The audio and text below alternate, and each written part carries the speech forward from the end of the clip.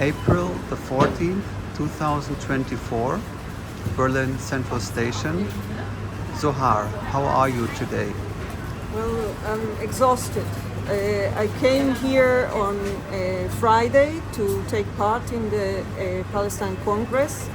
It's been cancelled, it's been banned, it's been harassed.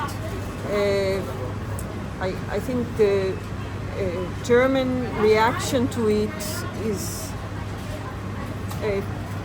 exaggerated, ridiculous, paranoid. No idea, where they're going with their support of genocide. Have you been at the venue on Friday? So I came from Göttingen and arrived here, the central station, I think midday or something like this. By the time a group of us got to the venue of the Congress, there were already a lot of people outside who were not being let in to do the registration. The organizers were telling us that the police is not allowing people to come in. The police were telling us all sorts of things that we were not allowed to do, even though, we didn't even want to gather outside. It was not supposed to be a demonstration. It was supposed to be an event indoors. People paid money to get their tickets. And then at one point they said they will let the organizers and a group of press in. Yesterday in the press conference I found out that the police actually let some press who were not invited inside, which should be okay, but the police actually interfered and allowed more uninvited press than normal press, which is, again, a little bit weird. The whole behavior of the authorities around this Congress was ridiculous. And then the son Abu Sita was not allowed to come in, so a group of us went to the airport with some signs and flags just to say we wanted to welcome this person, but because he's a Palestinian, because he's coming to tell what his experiences in Gaza as a surgeon, as a medical personnel, his opinions, his voice is silenced here. And then we stood in the airport a little bit, and then somebody called the police on us, and the police gave us a year ban from Berlin's airport. You have 1 year ban to go to the Berlin airport, to enter the Berlin Because I held a sign saying, "Welcome, Abu Sita." You have a 1 year ban to enter the Berlin airport. So you cannot fly to Berlin and you cannot depart from Berlin? Well, I think from other things I heard that if you actually have a ticket or if you arrive at the airport because you arrive with a flight, they cannot ban you. But you cannot go in to welcome anybody, and you cannot just hang around in the airport because the airport personnel considers you persona non grata. But now you can go to the airport and go to the shop at the airport and buy a book? No. Okay, what did you actually do? Can you tell me, what did you do at the airport? Why you get 1 year ban? We stood at the place, at the arrival hall where you welcome people. We stood with a sign as if we're waiting for a person. Of course, we knew that the person was not allowed in, so we were not really expecting him to come out the door. But we came there to say, we wanted this person to come. We want to hear what he has to say. And we were holding a Palestinian flag because this is the flag of this person who was supposed to come, and we wanted to welcome him. We wanted to say some people in Germany actually want to listen. When I personally arrive by plane to the Berlin airport, I always see people standing there with signs, not necessarily welcoming me, but maybe their mother, their parent, or a colleague, or a famous person. This is quite usual that people standing with a sign welcoming a passenger. You were welcoming a passenger, right? Yes. We also had on our signs, of course, stop silencing Palestinian voices, because this was also the problem. And we also said, shame on you, Germany. Okay, it was more than welcoming a passenger. Of course, there was a political message there, but still. Okay. there should be a freedom of expression in this country, and we should be able to say this anywhere. An airport is a place that's open to the public. It's not a place where you have to buy a ticket to go into. It's not a private it's public. enterprise. It's public. Yeah, and there are anywhere, shops. exactly, anywhere that's public, your ability to express your political opinions is protected by law. Actually, the airport has an important train station. Sometimes I have to change trains at the airport. Even I don't want to go to the airport, but it's a station where you can choose a lot of trains. And also the airport has a supermarket that is opened on Sunday, and occasionally I go on Sunday if I need something very urgently. I go on Sunday to the airport supermarket because it has the longest opening hours on Sunday. And of course, to me, as somebody residing in Frankfurt, this is not a big hindrance, but the other persons who were with me are now not allowed to come to the airport for this.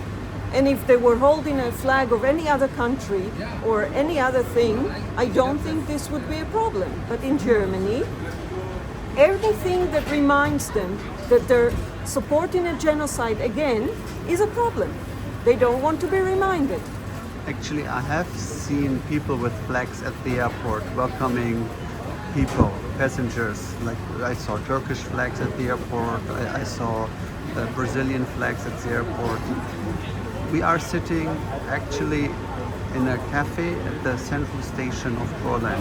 And here at this place, a sit-in happened of activists who were protesting in favor of the Palestinian cause. And then also some experts of the law, they said a train station is a public place where people are allowed to gather, to do a rally, to do a protest, and that you cannot ban a protest happening at the train station just because it is a train station. We were not interfering with the passage of people. We were not causing any trouble. The police and the airport security personnel were creating a big scene around us that was much worse. And actually, we drew more attention because of them, which is also okay. People came to us and asked, even some journalists from Spain came and asked, what is happening. So I don't think it was completely worthless to go there. But the most important point is that, as I said, it exposes the big panic that German authorities have with anything that has to do with this Congress and with Palestine in general, and with the clear declaration by this Congress that we accuse Germany of supporting genocide. Again. What time was that you were banned? At what time were you banned? I think it was around 4 o'clock in the afternoon. Okay, and then Ghassan Abu Sitan? I think he was sent back to the UK by the time we got there. But, and do you know why he was deported to the UK? We have no clue. I think we actually think that it could be a mistake because there is another Abu Sita, Salman Abu Sita, a famous historian, and I think he's been accused of, having some statement about Hamas, but I'm not sure about this thing. But, it could have been that he was banned because they thought it was the wrong person. A case of mistaken identity. I'm not really sure about this, but... Ghassan Abu Sita. Ghassan Abu Sita is the person who was banned, and then there's Salman Abu Sita, who's the famous historian. He wrote a lot about the Nakba and the Atlas of Palestine, about all the destroyed villages. But Salman Abu Sita has also a key role in banning the Congress, because when his video was played, the Congress was banned. Yeah, exactly. And this was the problem, but I'm trying to say that perhaps the other Abu Sita was banned because they somehow confused. And they thought, this is Because Ghassan Abu Sita is the director of the University of Glasgow. Exactly. And I think one of the best surgeons in the world. Yeah, exactly. Yeah. He's really appreciated for his achievers in the medical field. Yeah, but he was also in Gaza and was going to tell about the experiences there. And I think he was also committed to Medicals Without Borders, if I remember correctly, and he has a long life of civil service. Yeah. And there is absolutely no reason whatsoever to ban him. Also, there is no reason to ban a video. I mean, how could a video of somebody speaking be considered dangerous? Even if he was saying something to do with his idea that if he was younger, he would be doing something. Still, you know, it's too far-fetched to say this is a danger to anybody, except for people who are afraid that somebody will start thinking. And this is the problem in this country. I'm sorry, people are too obedient. They don't think for themselves. Can you tell me again, in which year did you come to Germany? In July 2022. So this is almost 2 years. Almost 2 years. And I'm not saying I was surprised. I knew where I'm going to. I mean, I've had conversations about the German left and needs, you know, the big anomalies in you know, thinking. They have to make such illogical malabarism, you know, juggling, or you know, try to explain how you can be a anti-imperialist and racist and all these kind of things and still support Israel, whatever it does. But somehow they manage it, and they manage to come up with all sorts of ridiculous arguments, I'm sorry to say, that just don't make any sense. It's such a big contradiction.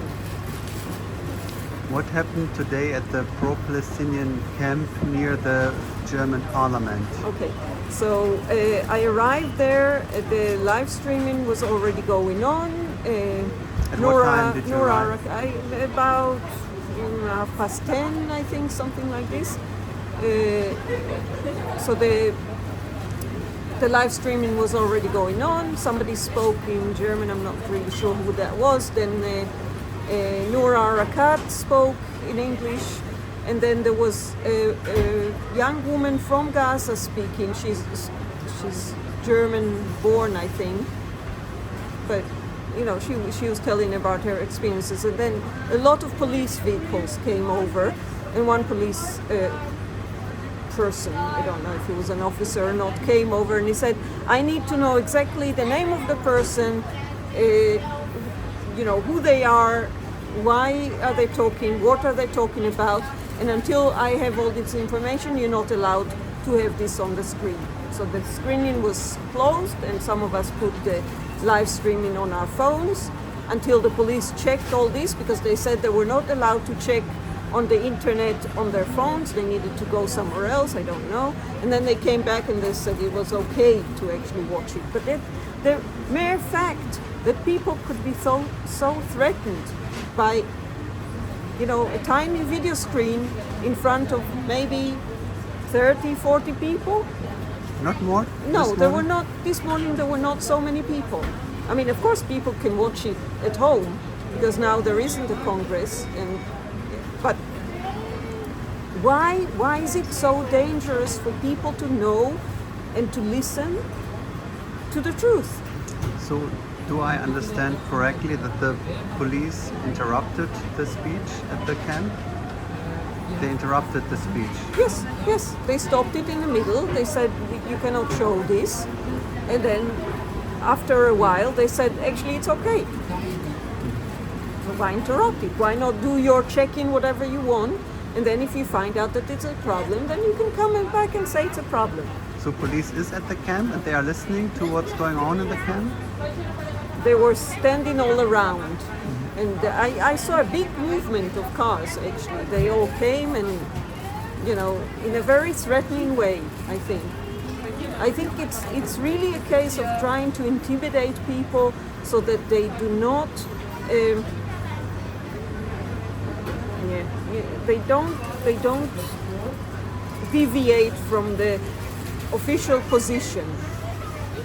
Today is Sunday, the third day of the Congress, and it is still banned. The organizers of the Congress filed an emergency complaint at the court, and Administrative court or? the administrative court of Berlin, but they did not decide in their favor. So now you are going back to Frankfurt, and you did not go to the Congress. What was the reason to travel to Berlin? Yeah, I mean, I came to Berlin because I knew there will be a lot of people here for the Congress, and I managed to participate in the demonstration yesterday that was called Because the Congress was banned, and I think it was a very good demonstration, and it was a very peaceful demonstration until the police barged in and took somebody. I was actually very, very close to that thing. I don't know the person that they took. I don't know what they were doing. I've heard that police has been going also to the camp and arresting people, not for something they were doing at the moment, but for things they say they have, videos of them doing elsewhere in other occasions. And they just used the opportunity because people were gathered to go and pick them out of the crowd. But the person that they took out, they were really violent with that person. They were, holding hand over their eyes and mouth and dragging them away and pushing everybody else away. I found that, disturbing. When did the police arrest people in the camp? I heard that this was happening. I was not there at the time, but other people said that they've been going into the camp and arresting people for other things. But when did it happen? When? I'm trying to think. When did the person told me about this? It could have been Friday. Could have been Friday afternoon. I didn't go to the camp until. I didn't go to the camp until today. Yesterday I was, at the demonstration, and before that in an event in the Alhambra. But at least for me it was important to come here for some networking, for meeting people, for talking about the Flotilla, and I did that, on the margin of everything else. What was happening in Alhambra? It was a gathering. We also watched the press conference being live streamed, but also there was a discussion. Different people who, talked about different projects, different campaigns that they're doing, and also just expressing their, feelings about what is going on. You just mentioned the flotilla. What is the current status of the flotilla? Okay, so we are sailing very soon. We're supposed to be sailing next week, actually. This coming week I will be flying to Istanbul to join all the other participants, and we hope that we will be able to sail very soon. The situation, of course, is not getting any better, but I believe it's necessary to act. If the international community was committed really to stopping this genocide, it wouldn't come to this. If Israel was held accountable for its crimes against humanity years ago or months ago, we would not come to this situation where we're practically at the verge of another world war, or a whole explosion in the area. And it is very dangerous, but to just sit here and say we can't do anything is not an option. We can do something. There's a war going on in Gaza, a ground operation by the Israeli forces. Aren't you afraid to sail to a war zone? We don't want to do a suicide mission. We don't do this because we don't hold human life valuable. We do this willing to risk our lives going into what is not exactly a war zone, because it's not a war. You know, it could be guerrilla fighting against an army, but it's mostly a genocide. It's mostly attacks against civil population. And we are aware that the attackers, the occupier, has nothing stopping it from attacking, of course, Palestinians, but also aid workers and aid workers and health workers and anybody else who gets in the way. And the international community fails to protect the Palestinians first of all, but also fails to protect other people who just go there to try and help. And we need to challenge this. We need to make this costly for Israel. What do you think? How many days will it take from Istanbul to Gaza? It doesn't take a long time if you just sail straight away. 2 days? Something like this, I'm not sure, but I don't know, 2 days. But we are going to proceed very cautiously. Our aim is to put pressure on our governments so that they in turn will try to assure that our passage is allowed, that we will not be hindered from doing exactly what the International Court of Justice said that Israel must do, which is to allow all aid to reach the Palestinian people. Actually, I guess there's a pretty good chance to reach the port of Gaza because there are already ships arriving to Gaza from Cyprus. This you know. I know, ships I have know, been I know arrived this. I don't. From Cyprus. Yeah, I There know. is a Mediterranean humanitarian sea line between Cyprus and Gaza. There is this. Actually, there is a so-called humanitarian corridor. The big difference between what they're doing and what we're doing is that they're coordinating with the Israel. All their cargo is being checked in Cyprus by Israeli agents, and after all this coordination, when they get to Gaza and try to deliver the aid that they brought, they are being bombed and killed. This is the kind of coordination. The 7 workers of the World Central Kitchen were part of this operation coordinated with Israel. Of this humanitarian corridor? Yes, of the yes, ships going from Cyprus? Yes, I have heard that 7 civilian aides were killed. This is what I heard, but I didn't know that they were participants of this ship corridor. Yes, I think the World Central Kitchen was operating in Gaza anyway, but they were part of this operation of the. That I know, but I didn't know that these specific 7 people. But if you are saying, I believe you. No, I'm not saying they were on the ship. I'm just saying that the whole thing was coordinated with Israel. So the open-armed ship. Yeah, I know they were killed aid, on the ground. They were not killed at the sea, but they were part of this operation, of the organization. And if you heard, because the radio conversation between the Open Arms and the Israeli Navy, which was recorded, is in one small detail very different to the communication that we always have with all our boats that try to approach Gaza. We're always told you're entering a maritime blockade zone, you're not allowed to pass, please divert your ships, right? With the Open Arms, the communication was you're entering a naval blockaded zone, but we're going to give you an exceptional permission to enter.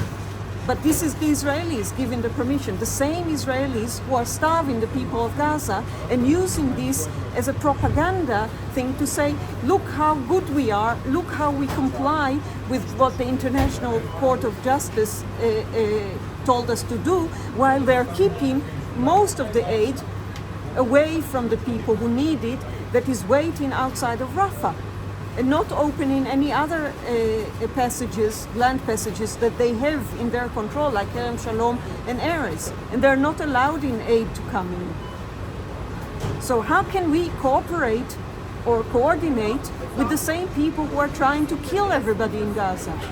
This doesn't make any sense. Israel should withdraw from Gaza. Israel should stop immediately its genocide.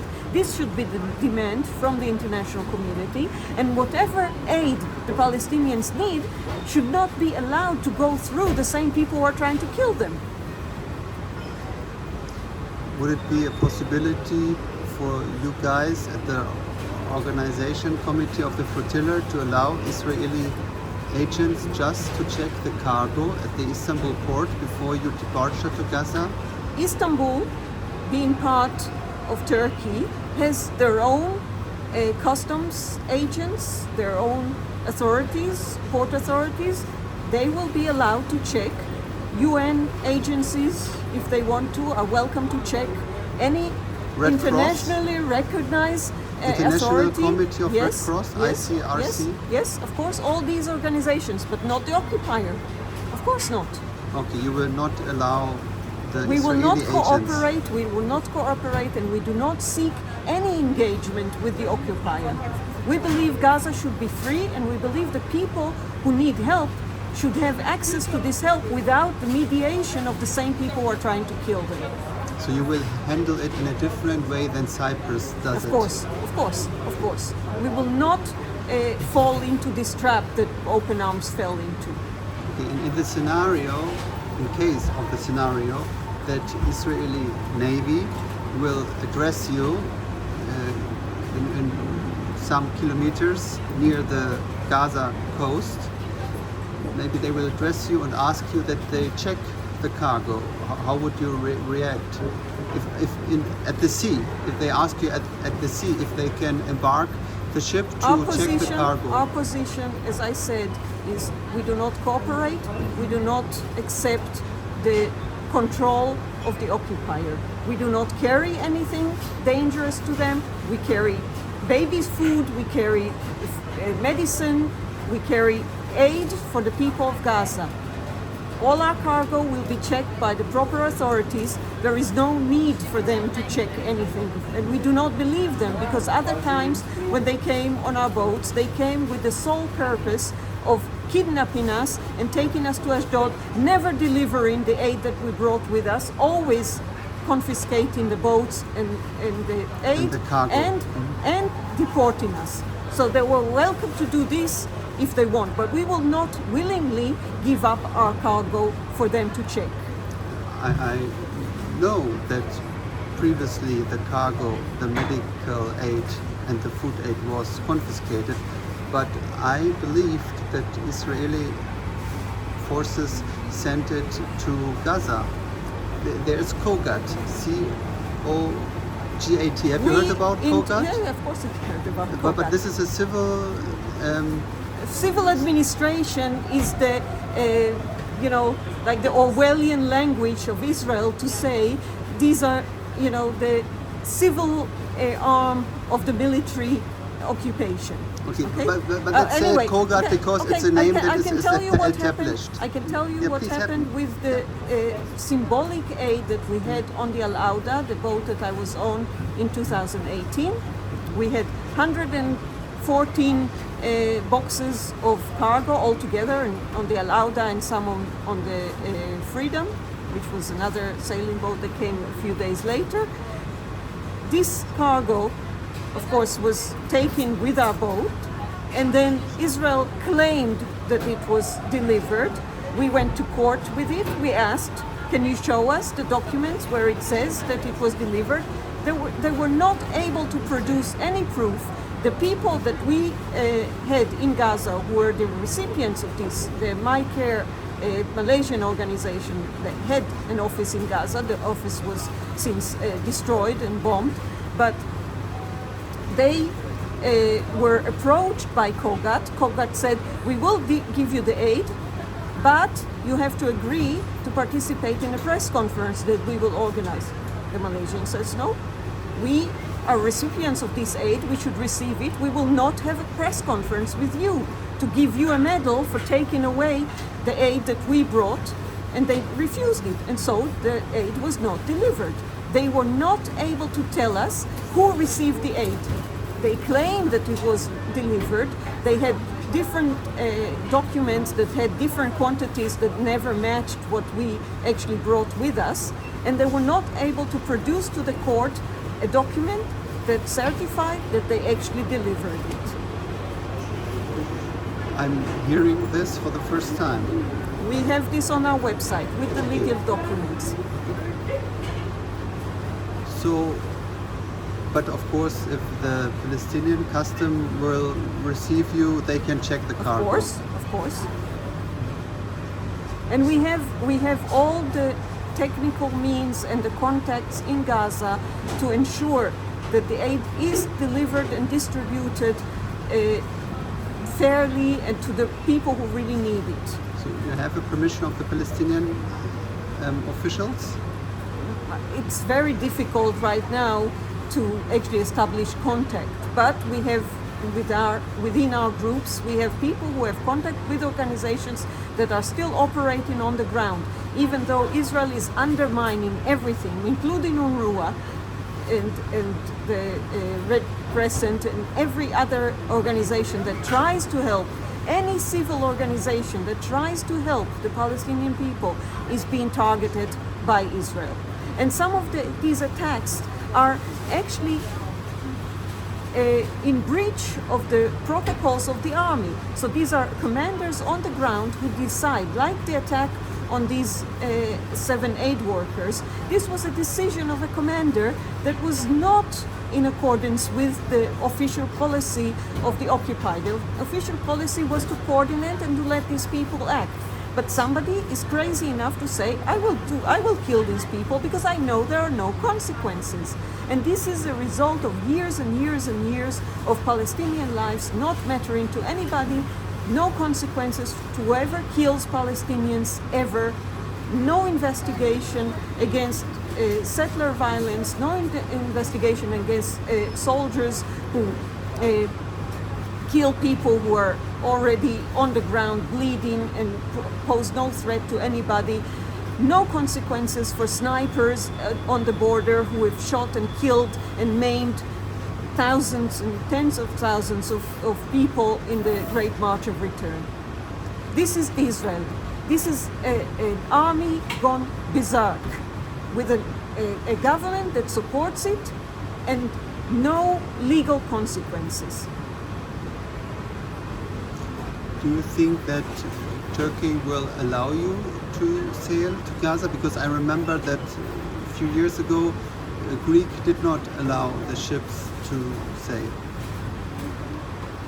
We really hope that the Turkish people's support of this will be sufficient to show its government that even though it has its own political agenda with Israel, it is not worth it to try and go against the interest of or the wishes of their own people and prohibit our mission from leaving Turkey.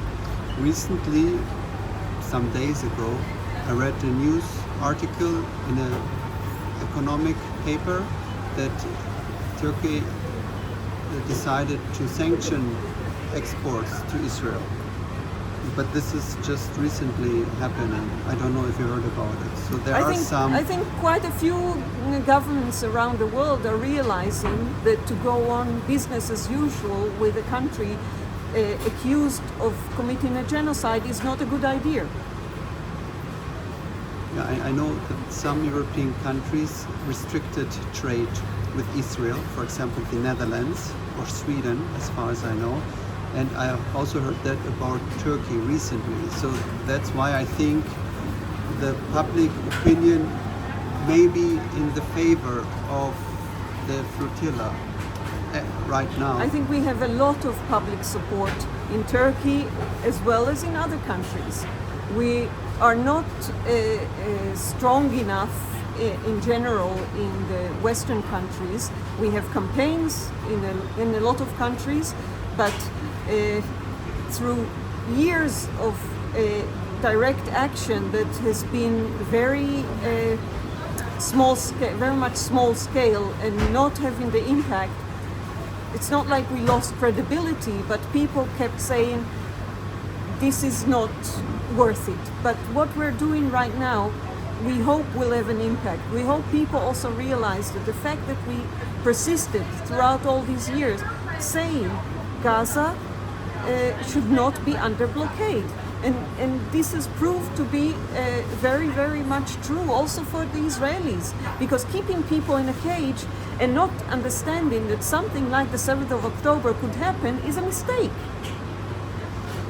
You mentioned the Al-Auda ship to Gaza, but I also want to ask you something about the Mavi Marmara, another ship that a few years back sailed to Gaza. And as I remember, the Israeli Navy went on the ship and killed passengers.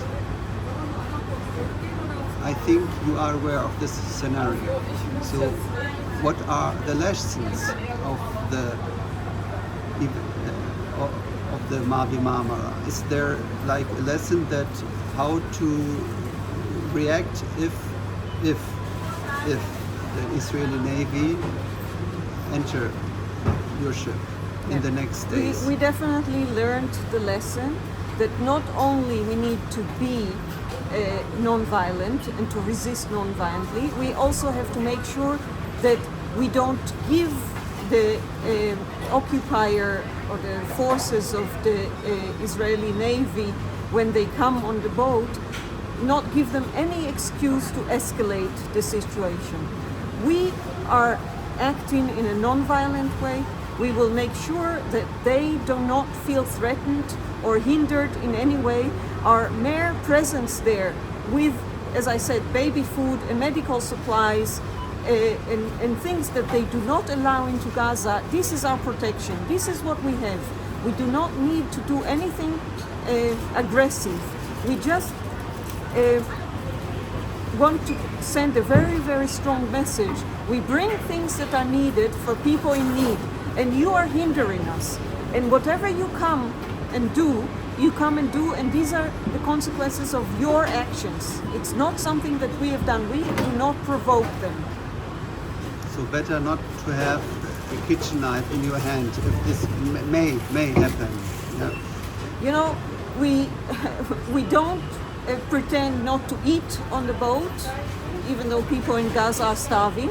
If we have kitchen knives, these kitchen knives will stay in the kitchen. Okay, that's a clear message. Kitchen knives stay in the kitchen where they actually belong to. Okay. So it is, as I understand you, a peaceful travel, peaceful activism, peace activism. And there you intend not to act violence, whatever other people may do. We never have been violent. Not even on the Mavi Marmara, there was no violence. There was a reaction to violence by the Israelis. But we do not plan to react in the same way. So you plan to stay passive? We plan to stay very much centered on our mission. Our mission is to deliver aid to the people of Gaza, and we bring with us many people from all sorts of countries in order to observe this and to make sure that this goes on peacefully. So what do you think if you reach your destination, the port of Gaza, which is in fact not impossible, as we know that ships are going to the port of Gaza. The port is not closed, the port is open. Are you planning to stay in Gaza? No. We will deliver the aid. We will make sure that it reaches the people, and we will sail out again the same way we came in. Okay, so you will probably not go near the front line. We have no intention of,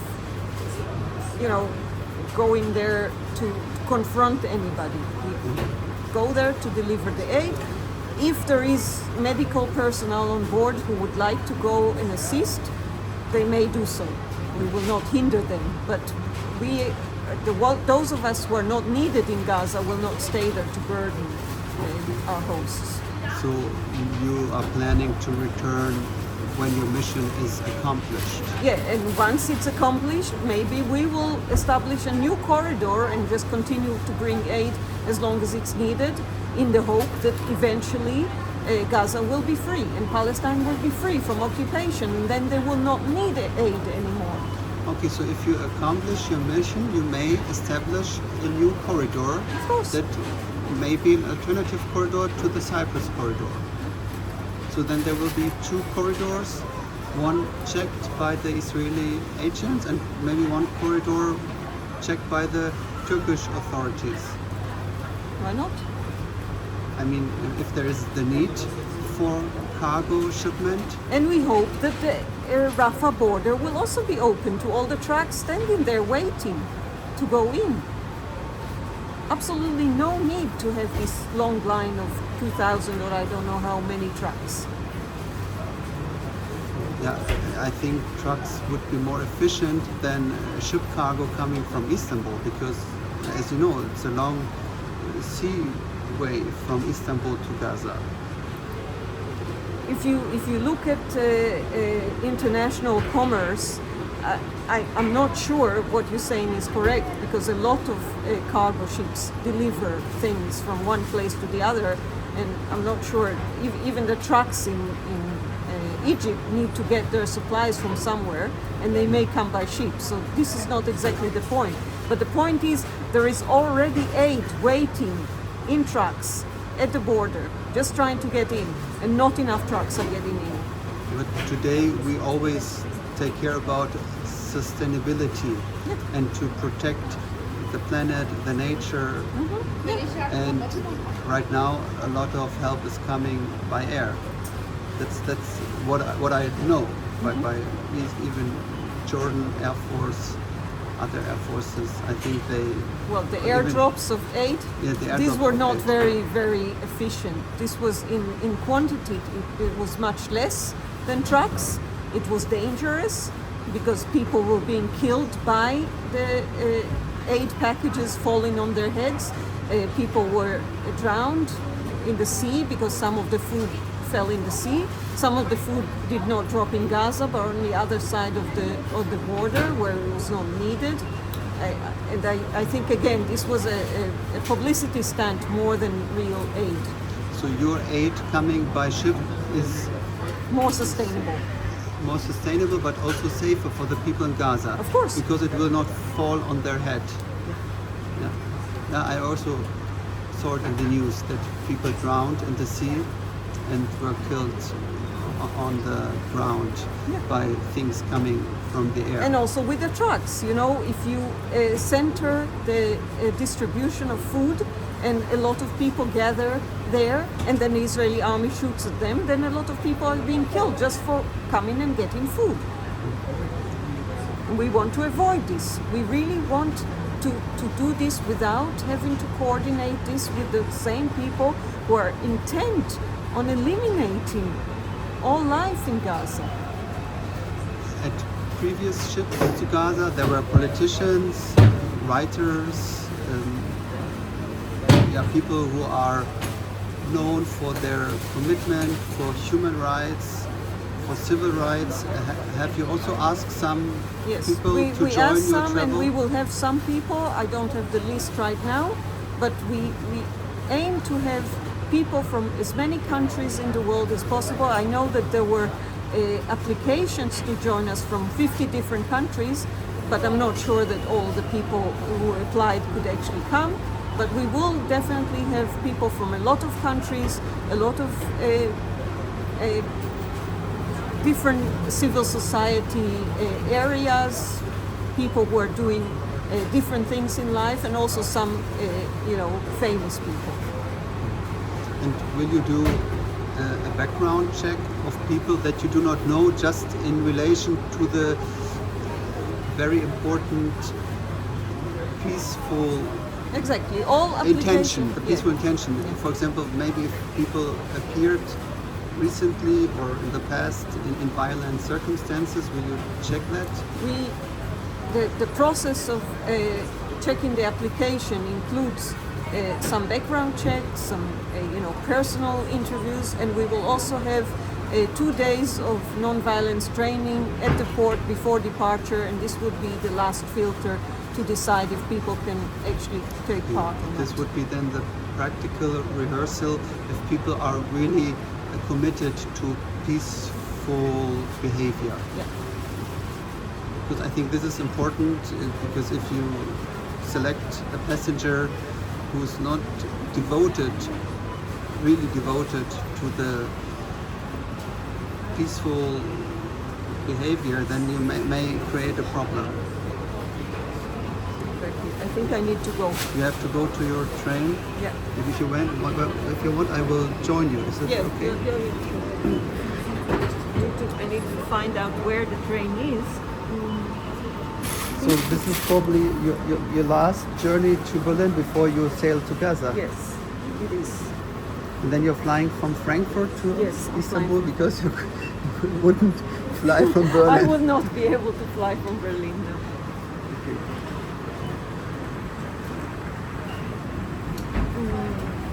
So let me check, because I think I have it on my phone.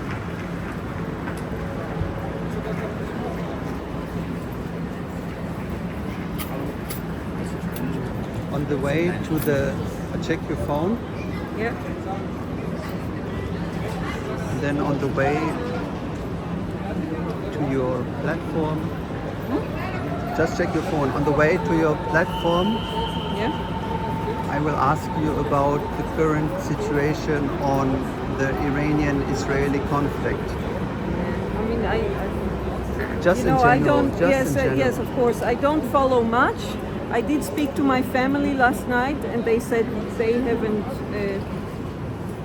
had anything. They did not hear anything, even though there were reports about the Hezbollah bombing.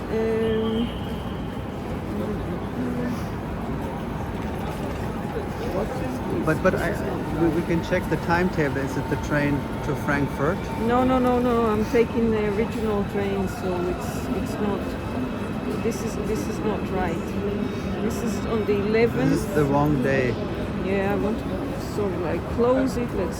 I think I checked, but I don't remember where.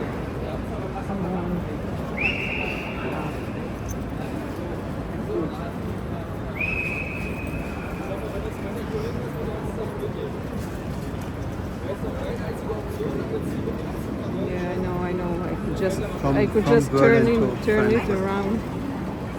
Just switch it. Yeah. And to the exactly. Where does your family live right now? In the north.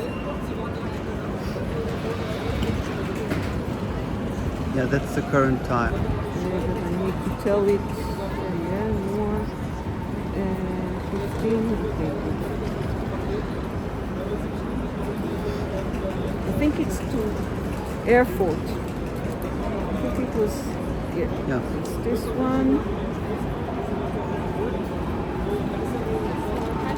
Magdeburg. And it's 14. So, but you just mentioned that your family live in the north of Israel, and this is the place that is hit by Hezbollah rockets. Yes, exactly. And they said no. So it says over there that this is 1 to 16, and that's 14 is it could be there, right? Would you like? No, this is wrong. No, it's over there. But I'm just wondering. It says 1 to 16, and it says S. But I think the original. There's 14 is the platform next to S. Okay.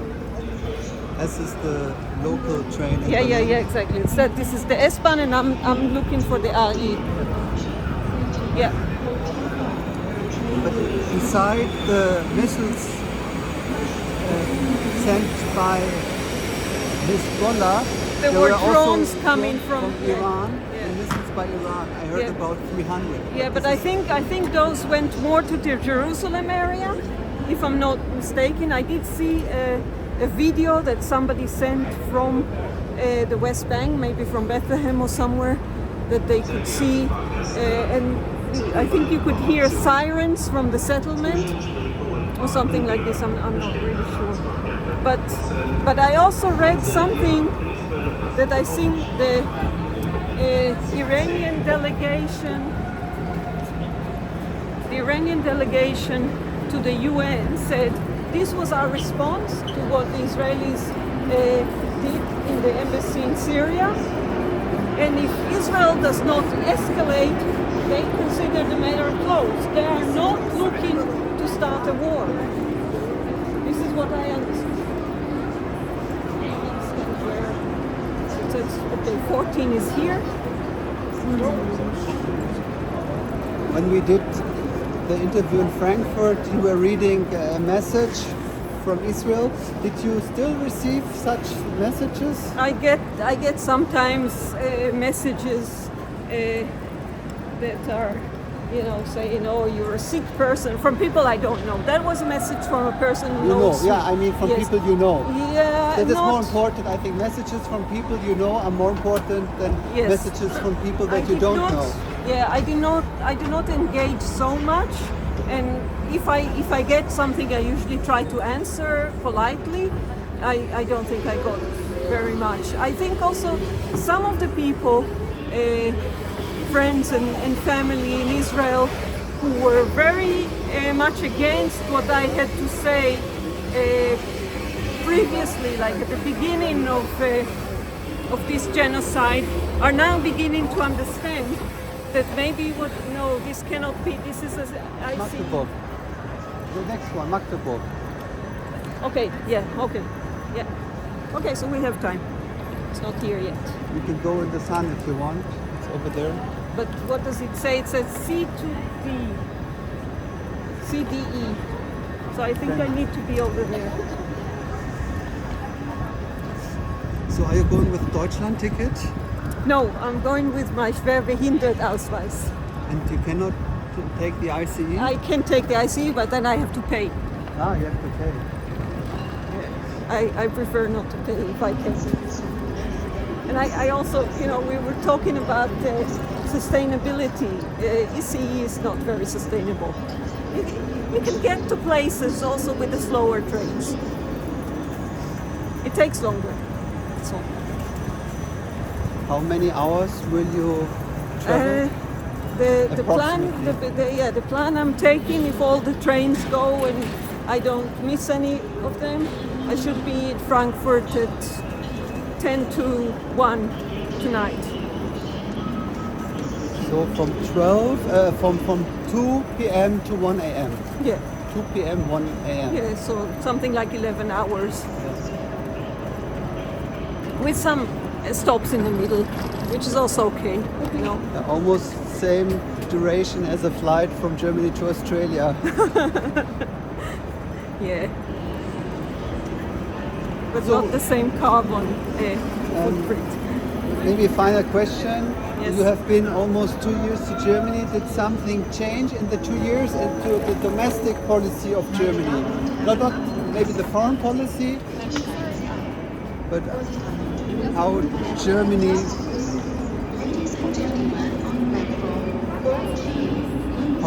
reacts.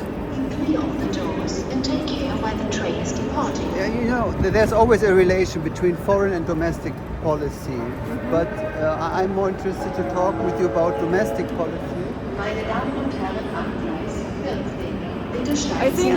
I think there is something. Again, I'm not a political analyst, and I only have my opinion as a person not very well informed. But if I'm thinking about the big demonstrations against the right wing, the AfD, and here there's a protection from the wind. If you would like to come here. Sure. So there were huge demonstrations, really huge, against AfD. Yes, but these are from the same people who actually promote policies against immigration and not really caring about people and not really caring about racism unless it's their invented understanding of anti-Semitism. So I don't trust this. I think it's very important to see the danger of right wing, but I think the bigger danger is actually the mainstream, the bigger parties who are using this AfD as a distraction methods from the real danger. And this authoritarian that we saw also with trying to silence Palestinian voices is the same thing. They want people to be completely obedient, to accept whatever the authorities say. Oh, you know, this is wrong, this goes against our raison d'etat or whatever. It's very troubling, and it's not. Of course, it's not just in Germany. There's a lot of countries who are experiencing this lack of responsiveness from the governments to the real needs of the people and the real opinions of people. But what's frightening in Germany is that people here never learn the lesson, and they keep being obedient to something that they realize is wrong. If you ask people on the street here, what do you think about what's happening in Gaza? I think people would honestly say that this is furchtbar, this is terrible. But they will not go out in the street and protest because they're being intimidated, because their government says, oh, you cannot say this because it's anti-Semitic. Actually, our Interior Minister, Nancy Faeser, she's from Frankfurt, and she's anti-fascist, she's Antifa, and she's social democratic, but she now wants to reform the naturalization law, the new naturalization law, that you have to sign a document to confirm the Staatsräson, to say that you're standing behind the fascist, racist state of Israel, the Zionist project that is not protecting Jews and is not doing anything good for anybody, but it is the reason of Germany to exist. It's unbelievable. But how do you comment this reform of naturalization law? I mean, I'm happy that I'm not going to have to sign this. I would refuse to. I'm happy to give my German passport back if I'm asked to confirm that the right of Israel to exist is the Staatsräson for Germany. And some states of Germany already have a law implemented, like Sachsen-Anhalt, but now they want to make a new law for the whole Germany. I'm just talking with you because Nancy Faeser, who's in charge of domestic affairs, is Antifa. But Nancy Faeser, is that not the name of the person that you said, the philosopher who was banned? No, Nancy Fraser is the philosopher banned in Cologne. Yeah. Nancy Fraser. Okay.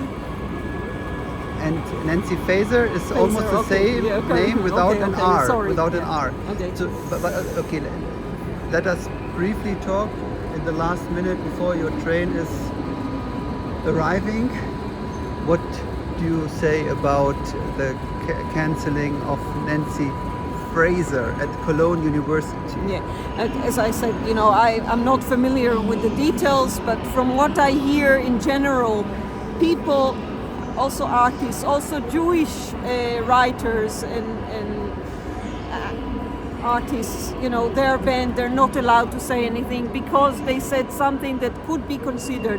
We are not allowed to say from the river to the sea Palestine will be free, not because it's dangerous in itself, not because we're calling for hatred, but because it could be perceived as something contradicting this Staatsräson.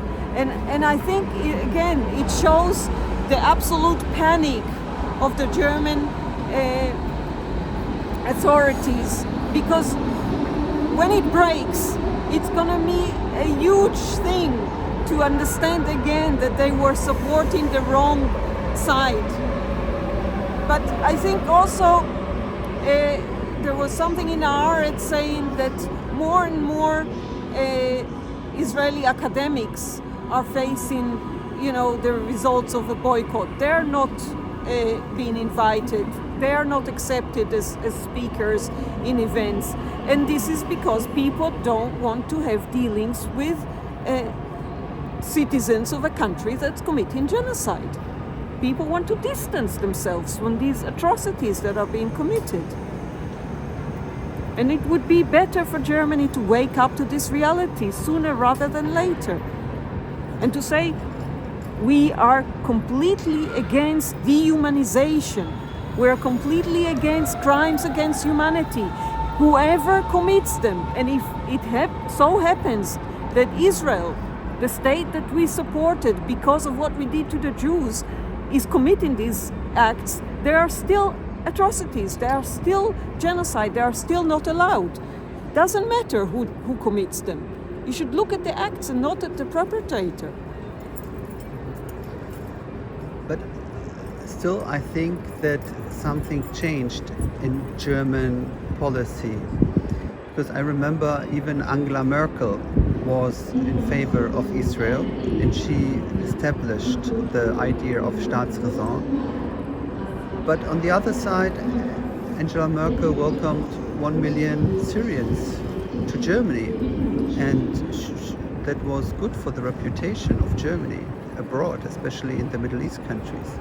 And when Angela Merkel was a chancellor, there haven't been bans of demonstrations, of gatherings, of rallies, not in that number at least, and there was not that cancel culture when Angela Merkel was a chancellor.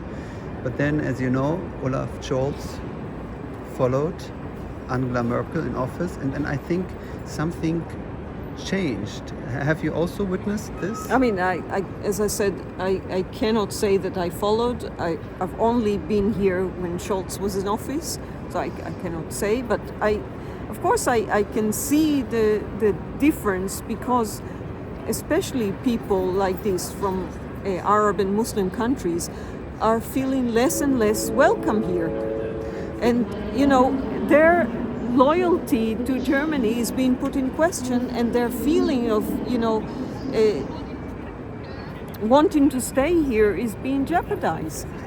Let me say it very clear. Angela Merkel was a Christ Democrat, conservative, and her interior minister was Horst Seehofer from Bavaria, even more Christ Democrat, more conservative, also Christ Democrat. And now Olaf Scholz is Social Democrat. Her Minister of Interior, his Minister of Interior is Nancy Faeser, without an R, Nancy Faeser. She's also Social Democrat. She is anti-fascist. This is how she defines herself. And I'm wondering why the Social Democrats, the anti-fascists, do more repression than the Conservative did. Look at Labour. Look at Labour in England.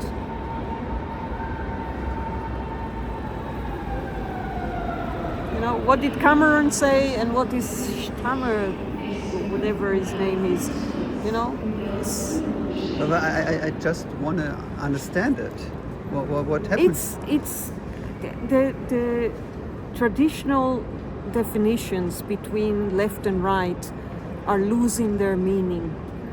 It's about elites trying to hold on to some sort of privilege that is being threatened by the same underlying factors like climate change, like war, that are causing mass migrations, and people who try to retain those privileges. Doesn't matter if ideologically they are more social democrats or more conservative. This is meaningless. They are the privileged, and they want to hold on to their privileges, and they will do whatever it takes. And what we need is really for the people to stop giving those people in power this possibility to rule their lives. We need a deeper change in the political system. We need people to get more involved and not just go for the votes, but go out to the street and demand and organize and mobilize. Let me put it in another way. Germany has always been supportive of Israel. This is nothing new. Even the first Chancellor, Konrad Adenauer, did it, that he wanted to have good relations with Israel. So that's nothing new. This is the history of Germany so far. But I think the repression was never as much going on as in the past month. Because it was also easier in those times to support an Israel that was sort of socialist, that was sort of democratic. It wasn't really, but it's getting more and more that Israel is something nobody wants to support, and if you want to keep supporting it, you need to, put your finger in this dam, in this crack of the dam to stop it, because otherwise you know that there will be an avalanche. So it's just like Israel is being so violent because it knows that it's at the end of this Zionist project. And Germany supporting it is having to put more and more effort into supporting this fantasy of a place that's safe for the Jews when it's not safe for Jews, it's not safe for anybody, it's especially not safe for human beings. Okay, this could be, in your point of view, a reason why the repression is increasing. Yes, because they see that there is a truth there that they don't want people to see. If it was a lie, they wouldn't have to bother about it. When there was real anti-Semitism, it was easy to say, okay, this is anti-Semitism, this is wrong, and there's no problem with it. But when you widen the definition of anti-Semitism to include anything that says the truth about Israel, you cannot stop it. And then you have to get more and more aggressive in order to shut out the truth, but you cannot do this. They're actually losing by coming to a peaceful gathering of, as I said, 40 people looking at the screen because they're not allowing the event to go on, and they are bothered by somebody speaking on the screen. It's because they're in panic. Let me mention another point. We have a problem with fascism in Germany, the rising of the AfD. It's really horrifying. And there are many fascists coming to Germany and having conferences in Germany, as the deportation conference in Potsdam end of last year, with Martin Sellner, ultra-fascist from Austria, coming to Germany, talking here. And even yesterday there was an event in southeast Germany with a lot of fascists speaking openly on a stage, protected by the police.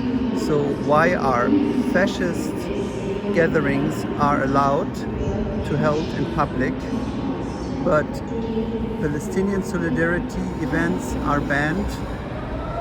This is what I was saying, what the Palestinian liberation struggle symbolizes is power of the people against, state authoritarianism, against imperialism. And what the fascists are doing is actually supporting those same privileged people who allegedly are anti-racist, or as you said, anti-fascist, but actually have the same agenda.